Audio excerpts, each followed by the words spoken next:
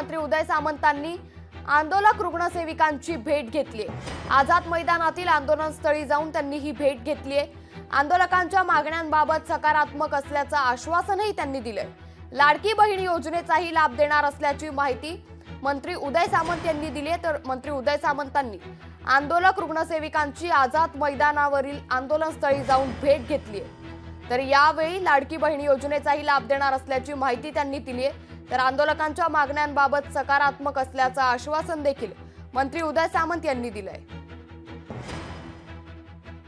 मी शासनाची भूमिका त्यांच्याकडे येऊन पोहोचवलेली आहे। त्यांच्या मागण्या ज्या रास्त होत्या त्याला न्याय देण्यासाठी माननीय मुख्यमंत्री महोदयांनी या ठिकाणी मला पाठवलेलं होतं आणि त्यांच्या योग्य मागण्यांना न्याय देण्याची भूमिका ही आम्ही घेतलेली आहे। आणि मी त्यांना विनंती केलेली आहे की शासन तुमच्या सोबत आहे, त्याच्यामुळे आपण आपलं आंदोलन थांबवावं आणि त्याच्यानंतर ते आंदोलन थांबवतील याची मला खात्री आहे। मागच्या वर्षी 3000 रुपये त्यांच्या मानधनामध्ये वाढवण्यात गेलेलं होतं, आता 2000 रुपये वाढवण्याचा निर्णय घेतलेला आहे आणि त्यांची प्रसूतीसाठी जी रजा आहे ती देखील देण्याचा निर्णय महानगरपालिकेने घेतला आहे।